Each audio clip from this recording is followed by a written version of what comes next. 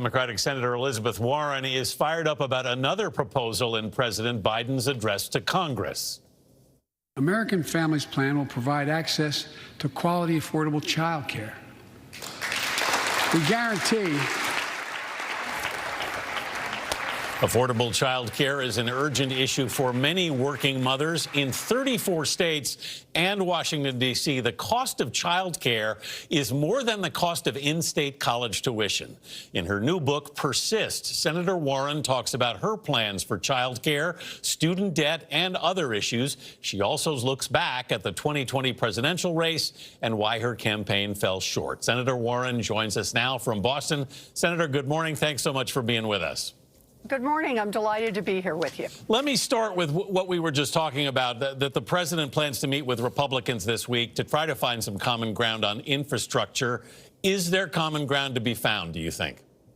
Well, let me set the table for you just a little bit on this. Remember what's happened to us in just the past year. We've gone through a worldwide pandemic. We've had a racial reckoning, an armed insurrection.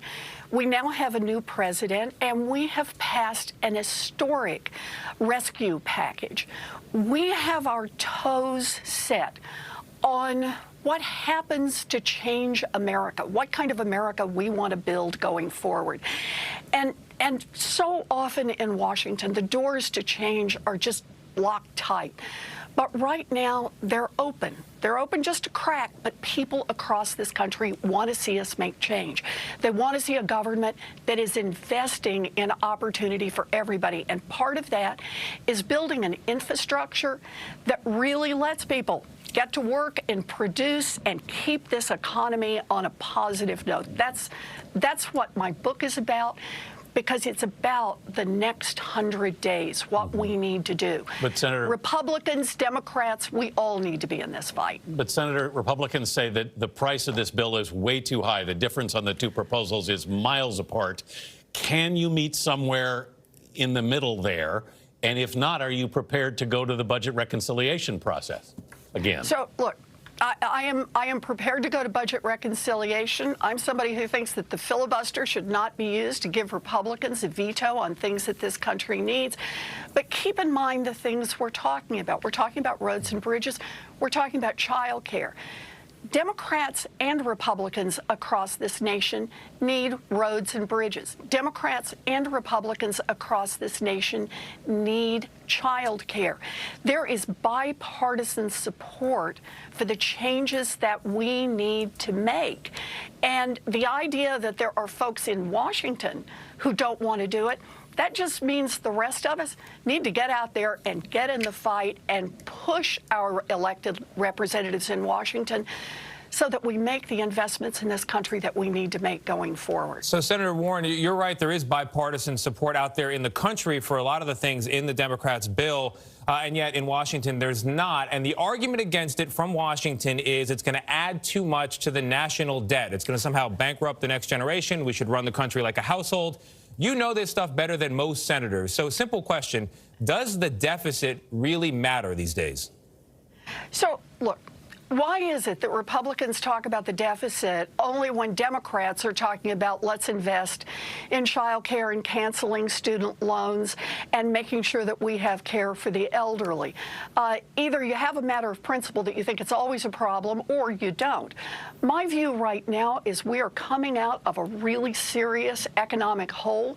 It's good, frankly, for us to be spending, to be putting money into people's pockets and to be building infrastructure. But I do want to say, there are a lot of ways we can be raising revenue, and we should be raising revenue.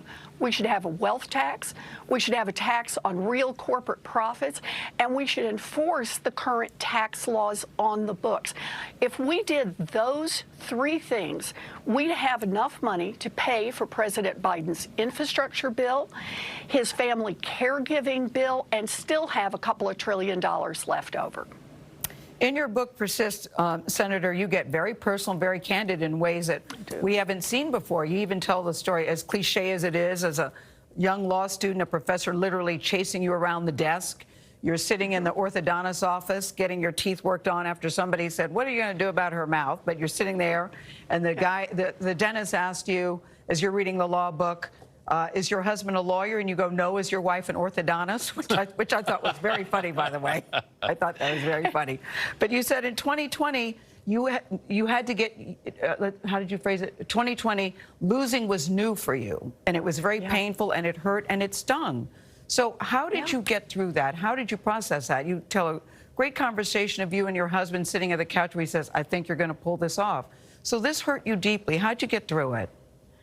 You know, I did what millions of people across this country have done, particularly over the last year. And that is, you take that moment when you look at yourself and say, why am I in this fight? Why do I do this? Why do I get up in the morning? What keeps me up late at night? And for me, it's about the fights that drew me into the presidential race. I care about child care. I care about canceling student loans. And so it wasn't so much about, well, I lost, so I'm through. No, it's I lost, so I need to find other ways to continue this fight, because the need for child care is as great as ever. The need for a wealth tax is as great as ever. The need to cancel student loan debt is as great as ever. So the book is about the very personal stories. It's about the stories of people I love. But that's what keeps me in this fight every single day. You also, it was a voter, a supporter who really sort of gave you the impetus, it seemed, for you to keep going. You open the door, you walk out, and there on your sidewalk is what? I love this, yeah. So people had taken chalk and started writing on the sidewalk outside our house. In the morning after I dropped out of the race, I opened the door, and there in 2-foot-high letters, I am not going to miss this, heavily chalked in, is the word persist. And it was like a bucket of cold water in the face. And I thought, that's right. I know why I got in the fight running for president. And you know what? I'm still in that fight. I persist. Yeah, you were still fighting. You were still persisting. The book, for people, you talk about sexism in your own career, in your own life. It's a very interesting read. We thank you, Senator Warren, for your time. Give people a lot to think about in this book. Persist goes on sale tomorrow, wherever you like to buy your books.